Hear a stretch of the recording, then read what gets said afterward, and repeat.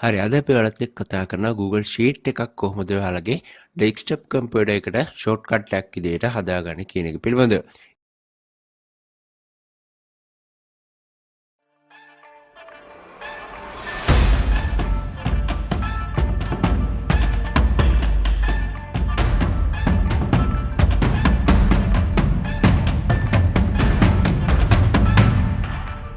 අපි කලින් වීඩියෝ එකකදී කතා කරා කොහොමද Google Sheet එකක් හදාගන්නේ එහෙම නැත්නම් Excel sheet එකක් ඔයාලගේ Google එක තුළ හදාගන්න කොහොමද කියන එක පිළිබඳව.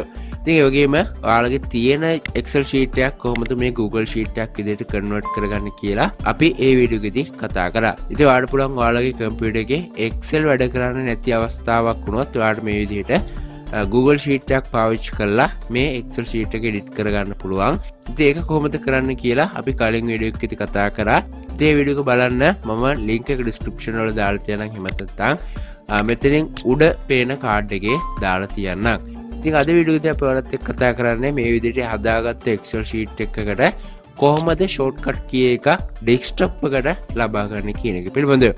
හරිද මම මේ විදිහට මගේ Excel sheet එක එහෙම නැත්නම් මම Google Sheet එක open කරගෙන තියෙනවා. ඉතින් මෙතනදී ඔයාලට බලා ගන්න පුළුවන් මෙන්න මෙතන පොඩි තිත් තුනක් තියෙනවා. ඔයා මෙතන ක්ලික් කරන්න. ඊට පස්සේ ඔයා මෙතන පල්ලෙහෙම තියෙනවා cast save and share කියලා option එකක්. ඔයාලට බලා ගන්න පුළුවන් මෙන්න මෙතන තියෙනවා create shortcut කියලා option එකක්. ඔයා මෙතන ක්ලික් කරන්න. ක්ලික් කරලා පස්සේ මෙන්න මේ විදිහට පොඩි window එකක් notification එකක් බලා ගන්න පුළුවන්. ඔයාලට පුළුවන් මෙතන ඔයාලට අවශ්‍ය කරන විදිහට name එකක් type කරගන්න. ඉතින් මම මේ වෙලාවේ name එක වෙනස් කරගන්න යන්නේ නැහැ.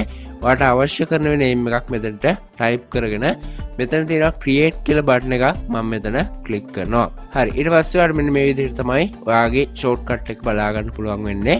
මම desktop එකට ගියාට පස්සේ ඔයාලට මෙන්න මේ විදිහට ඔයාලගේ Google Sheet එකේ මම නැත්නම් online sheet එකේ shortcut එකක් මෙතන බලා ගන්න පුළුවන්. මම මේ shortcut එක උඩ double click කරනවා. click කරලා පස්සේ මට මෙන්න මේ විදිහට තමයි මගේ Google Sheet එක open වෙන්නේ.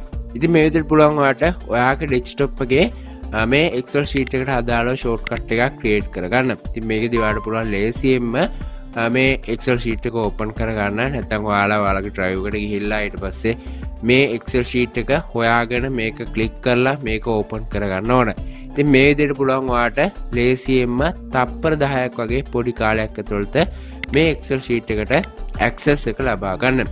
හරි ඉතින් මම හිතනවා වීඩියෝ එක වැදගත් වෙන්නේ නැති කියලා. ඉතින් වීඩියෝ එක පිළිබඳව මොකක් හරි ඔයාලට කියන්න තියෙනවා නම් හරි එහෙම නැත්නම් ඔයාලට මොකක් හරි දෙයක් Excel වල දැනගන්න තියෙනවා නම් කමෙන්ට් එකක් දාන්න.